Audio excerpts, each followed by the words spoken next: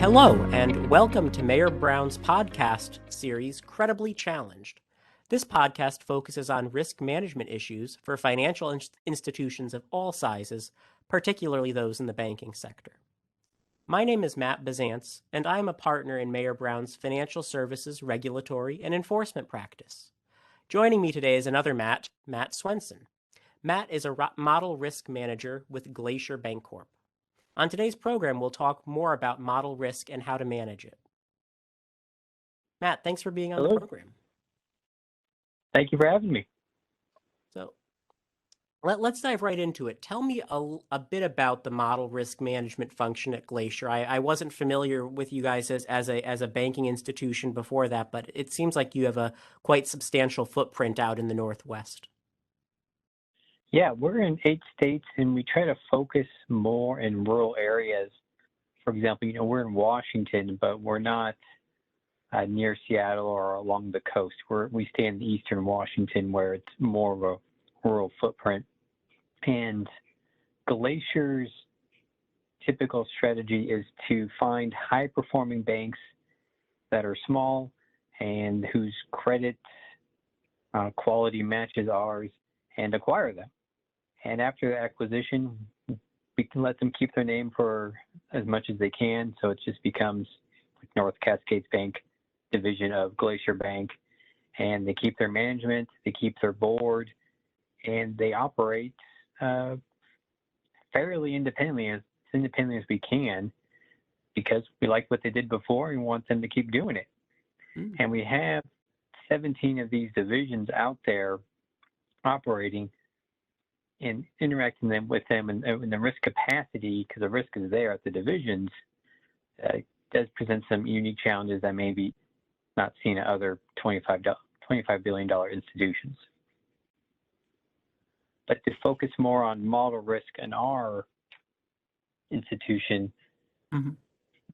Everything is so decentralized that a lot of the model owners work with the divisions themselves, and then I work with the model owner particularly or specifically. This can create, obviously some opportunities and challenges there, but mm-hmm. It may not be reflective of most institutions just because of the way we are set up and how we try to operate. But that said, the bigger models like Cecil and Empyrean, they are mm-hmm. all held at the holding company level. Right. Well, it sounds like that your function is still pretty centralized as far as the model risk management piece, but then you have to deal with herding a lot of cats in all of the divisions. Correct. And that's also part of my other function. I'd say most of my time spent on model risk management, but I also do regulatory notifications. I supervise our risk reporting. I look at and prepare our economic indicator reports.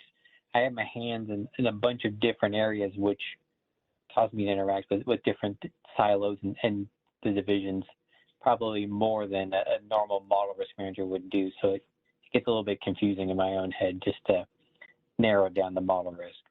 Mm-hmm. So how did you become involved with model risk management? How did you get into this pretty central role for the organization?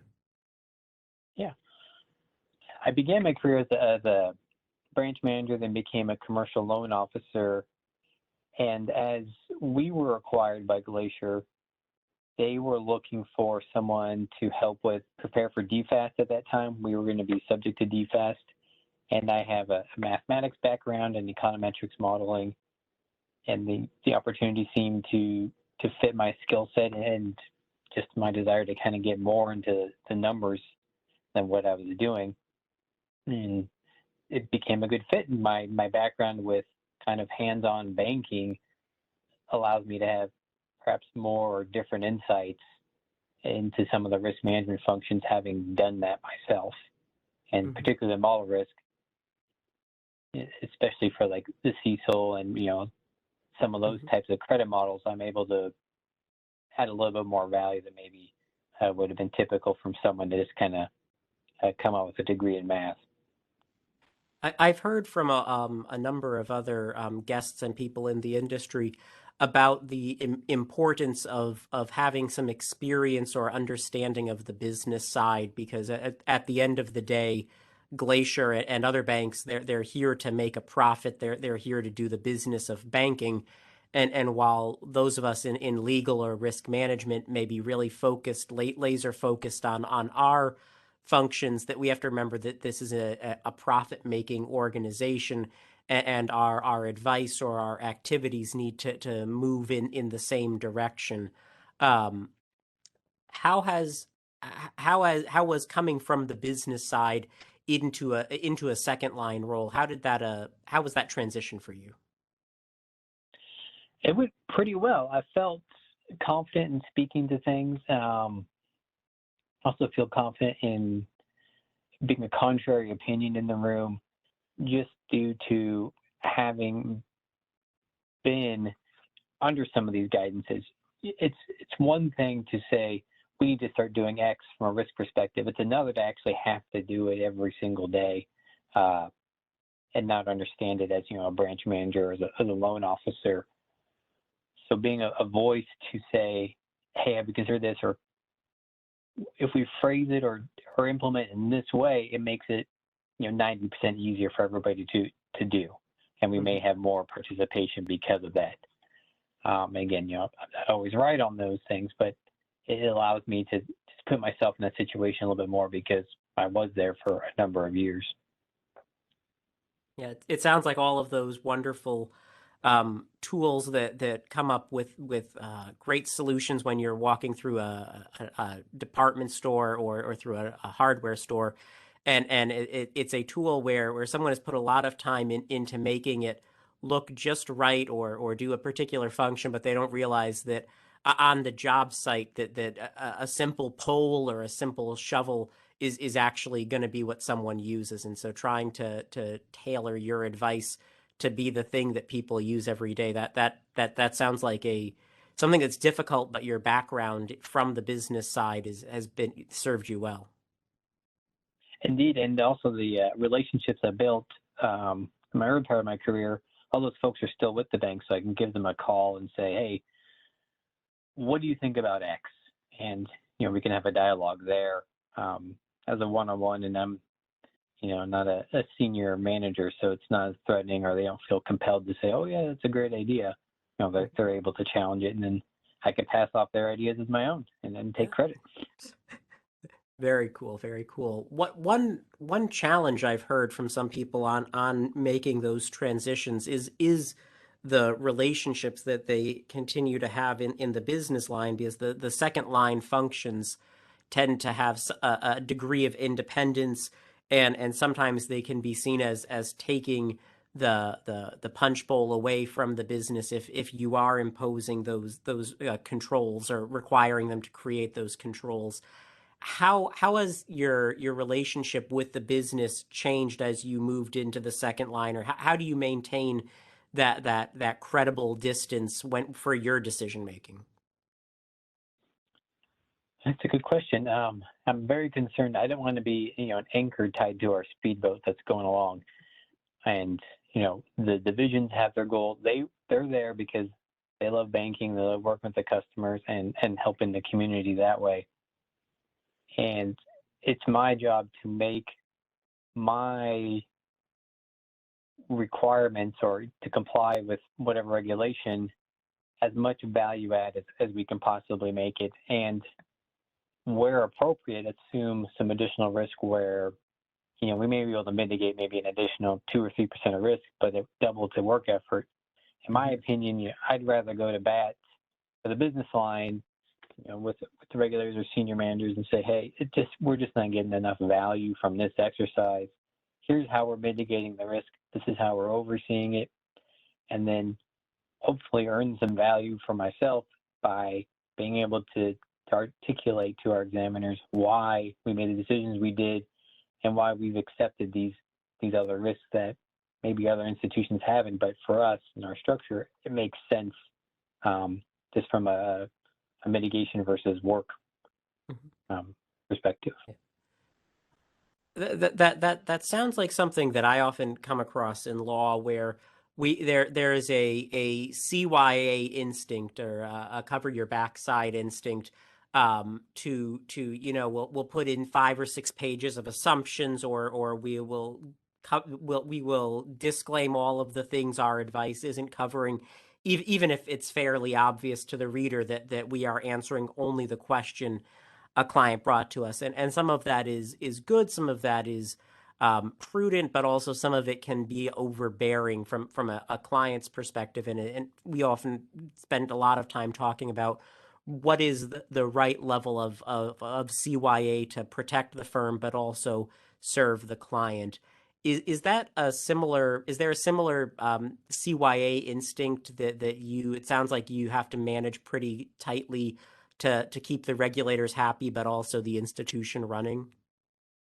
And myself, there's been a number of instances where I've been asked, what do you think we should do? And I try to break it down to where this is what's best for the institution, in my opinion, from a cost perspective. I can mitigate it through X, Y, and Z, and we account for most of the risk. However, the letter of the law says this. My own personal incentive there is to say, oh no, we need to do all of this. Mm-hmm. This is important. The regulations say it, we're going to get in trouble. That creates a number of has to need to be, now we need to hire someone. I'm supervising somebody. And now we need to hire more, and I can grow my own little empire. I'm being promoted just because now I'm supervising folks, when in fact we could have just accomplished most of the goal. And if I'm functional in my job, I can articulate why we made those decisions and why it works for us in our circumstance, when we may not be meeting everything that's written down. Mm-hmm. To me, that's a hard, ongoing decision to keep making, because it's hard to measure someone like, oh, you saved us X amount of dollars this year. That's hidden, mm-hmm. through, well, we don't have it. I'm the only person in model risk at $25 billion. That's probably fairly uncommon. Mm-hmm. There's no additional validation, and I'm doing other things too. That's a hidden savings for the bank, where they don't have to hire a couple more staff that are expensive given the educational backgrounds. Mm-hmm. And then the extra time that we're taking from the business lines to do other functions to keep those folks busy. That's a trickle down that's really difficult to measure, but it's also not my incentive. I'm incentivized to grow and to supervise people and to give them more tasks, which may not be helpful for the bank. And that's something that weighs on my mind. Yeah. I imagine another thing that weighs on your mind where you are in middle management is trying to communicate the right priorities to senior management and make sure that they understand your recommendations, understand the decisions that you're advising them, understand these nuanced determinations you're making around, like, we can do this effectively with me as the one guy in model risk. We don't need to build out this 3-part system because of the nature of our operations, because I can put in place these controls, and here's how we can justify this position to the regulator. That's a pretty detailed discussion, but as you said, senior management doesn't always appreciate or have the time to appreciate things like that kind of cost savings, or maybe on some of the more technical points, they don't really understand the steps in the modeling process, the model validation. How do you synthesize your determinations or your recommendations for that limited time that senior management has for you? Yeah, try to short and to the point as possible. I would explain, typically, this is the current process and our current plan. Here's the risk we are assuming because of this, and this is why I think it's an appropriate risk. We can mitigate and eliminate this risk through, the hiring of an additional person who can, now they'll have the time to oversee these things, and then we can feed them other projects. But that person is going to cost the base salary of Y, and we're going to have benefits, all this other stuff on top of it. I just try to really just keep it to the point. Like, Mm-hmm. this is my opinion. This is why, and this is the cost if we don't want to go that way, in my opinion.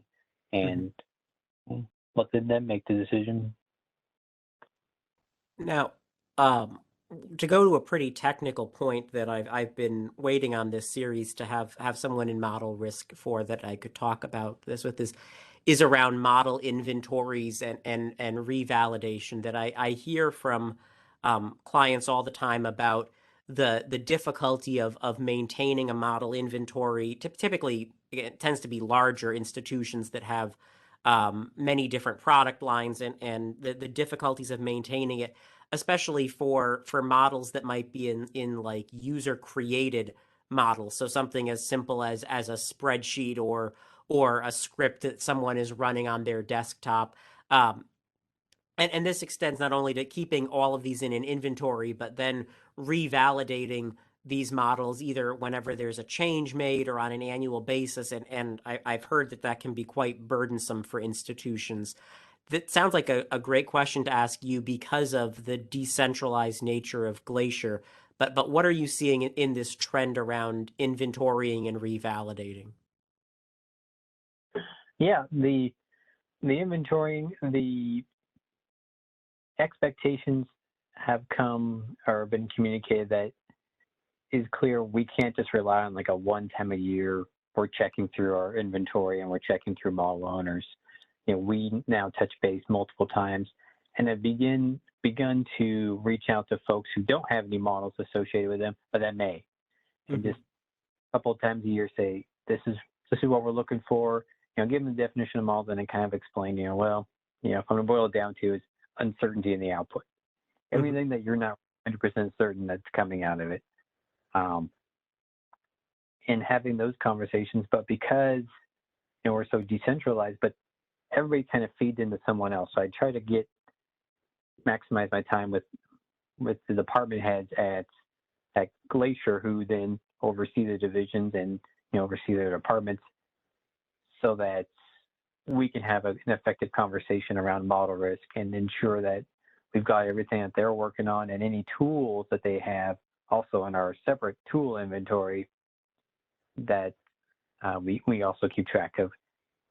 What I tell examiners is I feel like we have all of our high and moderate risk models. Are there some low risk models out there that are floating around? Sure. I'm going to keep hunting for them. I'm going to try to find them and add them to our list. But there's probably something out there that it's just no one thought of as a model or thought of as a tool, and it's just sitting there being used and no one's checked it.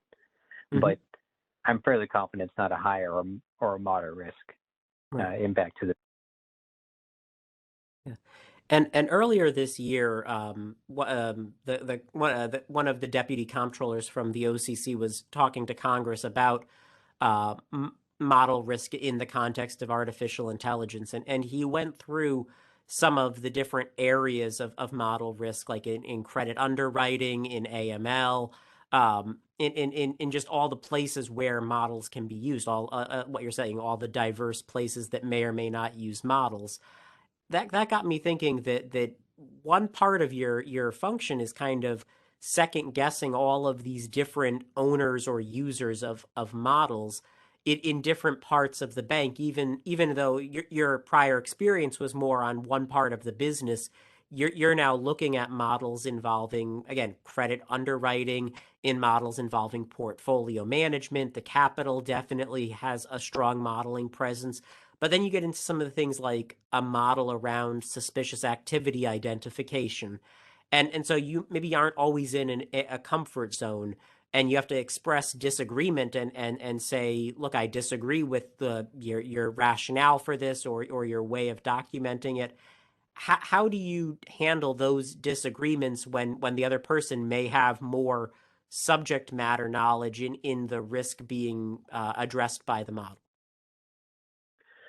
So far, I've been very lucky to deal with peers who are very welcoming to challenges, and they find value in the exercises that model risk asks them to do. And they want their best model, and they don't want to have their own hand slapped by the examiners because their model's failing them. without proper challenge or documentation. So I think having a good relationship and those folks being on board is really helpful. But in terms of my own comfort level, and that I try to be upfront with my ignorance and then asking a number of questions, just trying to dig deeper and help my own understanding. And sometimes it just comes through in those questions where like, maybe this assumption doesn't make sense, or maybe it is too high tuned. Mm-hmm. But speaking to like BSA, those types of things, we do hire a third party to come in and validate those when it's time or when there's major change.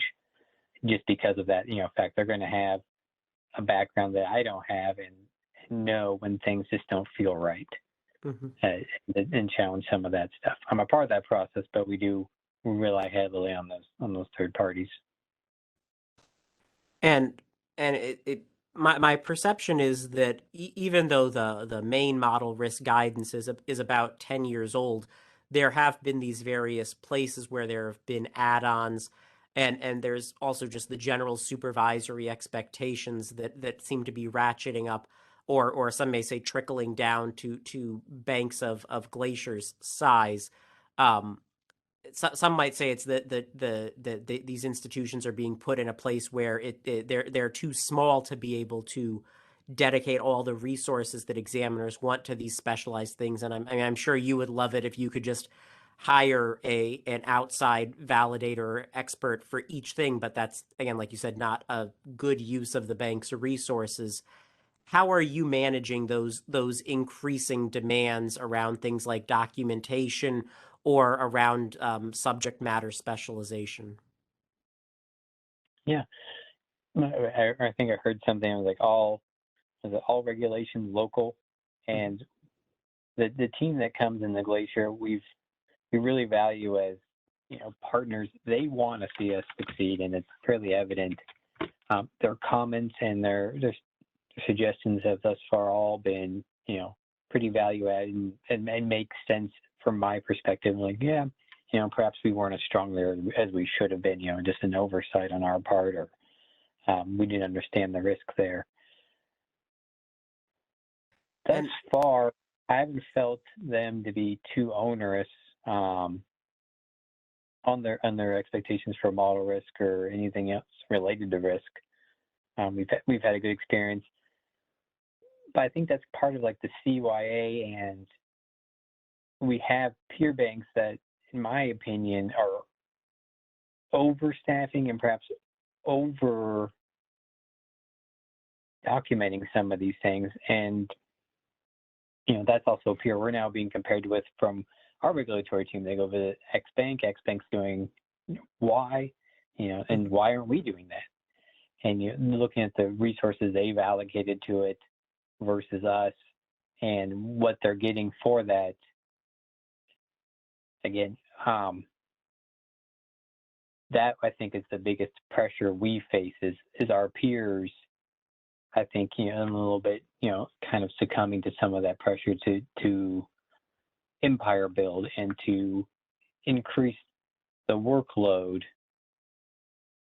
on their business partners when they can mitigate and understand and articulate what the model is doing with much less, I think, effort. Yeah. But we'll see. We're coming up with another examination this fall. Yeah. Yeah. Well, I will say that I have heard about the war for talent, and sometimes I wish I had gone to school for math or engineering instead of law, because it certainly seems like a great hiring environment for people with that kind of knowledge in applied math and the ability to use it in a financial institution. Um, Particularly for banks that are outside of the largest cities, it can kind of create a war for talent, and it can create a need to find people with the right background. What I know you said the model risk function is pretty small at Glacier, but thinking maybe about just the general risk management function, what kinds of things do you look for when hiring someone at Glacier and into risk management, or what are the traits of someone who you know is going to be a good risk analyst for you? I think the first thing that I look for is someone that will be, a team player that isn't afraid to reach outside of their assigned duties to help out a team member, or, cover during the vacation, or just, wanting to expand what they know, what they can contribute. You can teach them, banking, you can teach them, the math behind the validations and all that stuff, but you can't give someone, a positive attitude, or, someone you want to come in and work with and interact on a major basis for 8 hours a day. Mm-hmm. That's hard. It's a nebulous thing to pin down. Experience is important.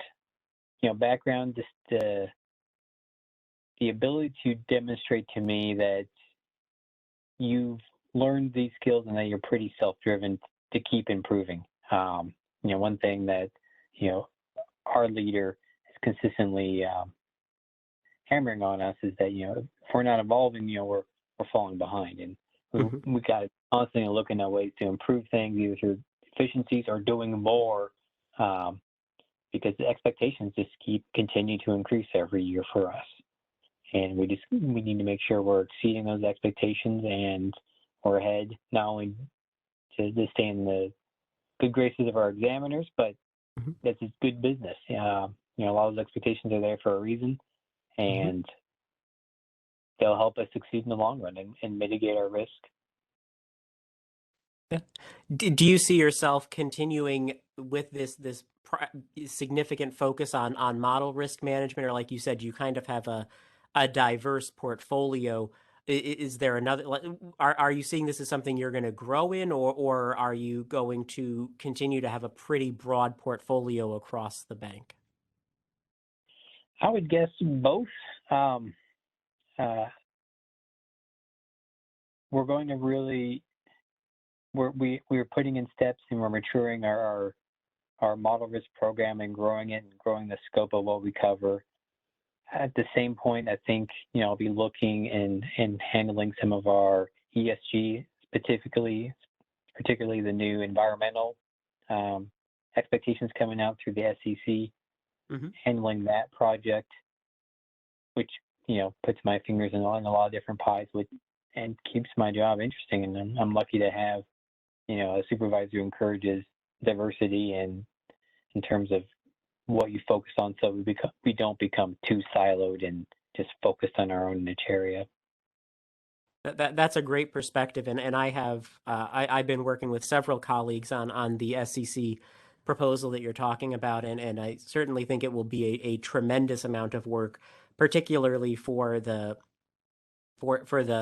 smaller-ish public companies. And even though you're 25 billion in assets, that's compared to most public banks, that's farther down on the chain. And so that is going to be a huge lift for you guys. And I don't envy you on trying to do some of those calculations and slice some of those risks into the fine line items that the SEC is contemplating. Yeah, my goal is always work with the business lines to find where our value add is for these types of exercises. And that's something that hasn't come to my mind yet, but I'll find it, and, we'll adapt and adopt to the new expectations, and hopefully grow our own knowledge, either our portfolio or just the value we can add to our customers through that, and, find some benefit from implementing it.